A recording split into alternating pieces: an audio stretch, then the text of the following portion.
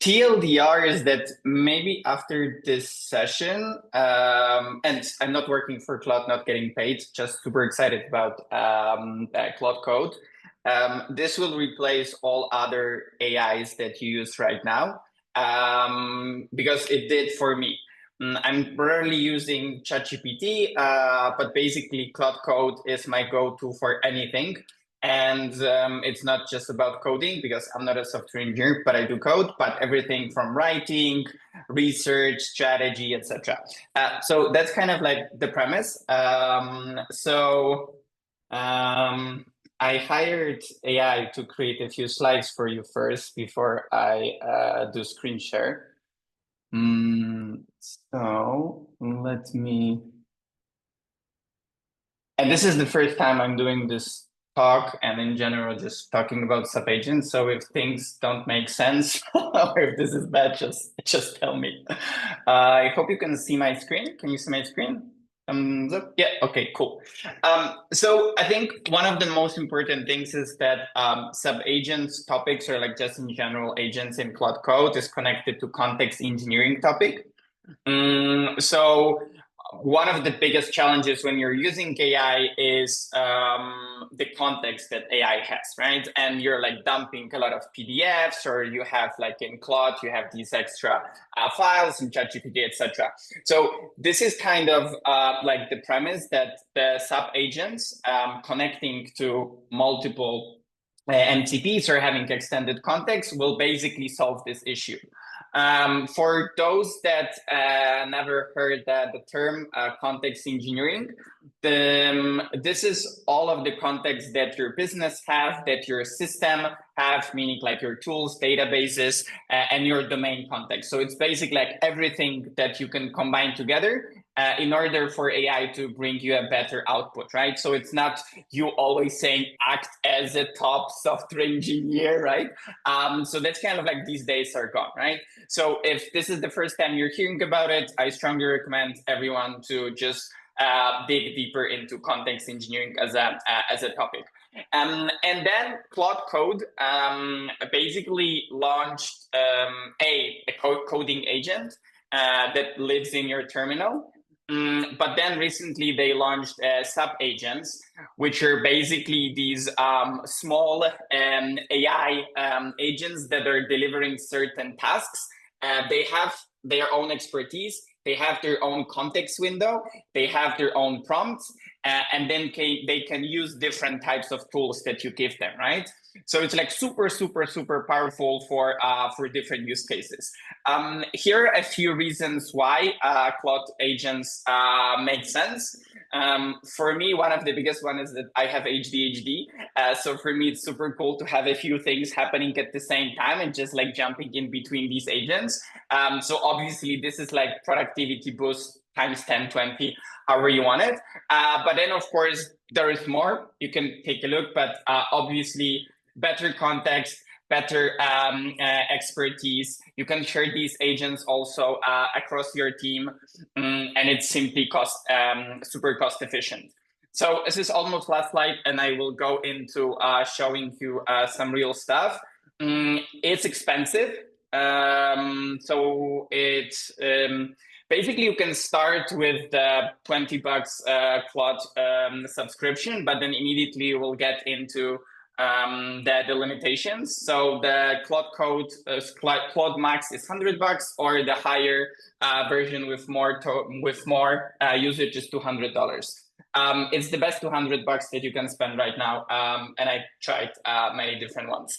So I think this is enough for intro. So maybe let's go into the demo.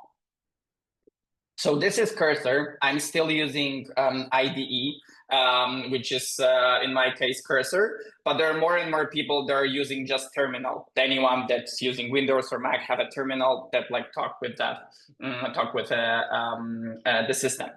Okay, so we have a few things. So maybe I will just go one by one and kind of like start focusing on certain things. So first of all, let's see that we have agents. So you're just like typing agents. I'm here on the left. enter. So these are all the agents that I have in my repository that I'm using. So it can be anything related to your context. Okay, but these are agents. But what are actually these agents? So here, let me show you an example of an agent that I'm using for LinkedIn. So it's called LinkedIn Strategist, description, and then what kind of tools it has. And I will show you the actions that it can take. But basically, it can connect to LinkedIn. I'm using special MCP for that. It has access to our Google Analytics, to HubSpot. It can write, it can do a web search, etc. And then this is totally up to you how you define it, like what's the actual, like a system prompt for this agent, and then details, right? So this is like about the context. Very important thing that I'm doing is that I have something called Brain. And basically Brain, those are like markdown files that this agent has access to, that basically gives more context to the agent, that the agent can go into this, right? So for you, like we're running a maturity index, so we have a lot of like product stuff, growth stuff, and then the agent has always this this context, like can go into this. So let's see what, for example, this agent can do. But maybe before we use MCP, one more thing. So another, like one of the main things that this agent is using are tools, right? And tools, in this case, these all 5 are MCPs, so Model Context Protocol. Basically, it's a super easy way for you to connect to different tools that the agent can have access to. So here in the center, you can see that those are the MCPs that I have connected. So for example, Google Analytics, it has access to my email, to my calendar, LinkedIn, HubSpot, etc., etc. And basically how it works is, now we're going here. So I wrote, because I wanted to not to waste your time when it's thinking, like invoke agents and show me an example file with details, find LinkedIn Strategist. So it showed me LinkedIn Strategist. And then I asked, use the HDW MCP and extract people who engaged with my post. And I gave a LinkedIn post. And then basically it started to look at the post, and there was an error, but then finally I got all the people that engaged in my post with their name, surname, LinkedIn, email, LinkedIn URL, what they wrote, and that's it, right? So LinkedIn agent had a context, had access to my LinkedIn, and executed what I wanted. First example. Another example. I have an MCP that is connected with my Google Workspace. So calendar, Gmail, Sheets, anything, right? This is a bit tricky because you need to build basically your own app on GCP, on Google platform, and then enable this platform to access all of these things. But again, I'm not a software engineer, and I did it in like, I don't know, 30 minutes. And AI will guide you to do it as well. So as a test, I asked it to create a draft in my email inbox, like a test, and it did, right? And then of course I sometimes ordered like, okay, so now I want you to find this contact in my HubSpot, get all the contact details. Read the conversation with this user, and then draft an email that will be about ABCD, right? And then boom. And then, of course, you can also instruct it to send this email. Like draft is just a safer version for you to achieve. Another thing that is worth mentioning, so maybe now we can play around, is that you can have agents working with each other. So maybe let's see, use data analyst agent to see the average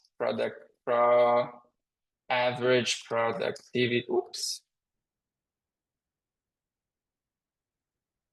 The score from AI maturity index in USA.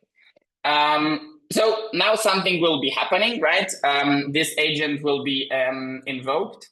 And it will be working, accessing the database.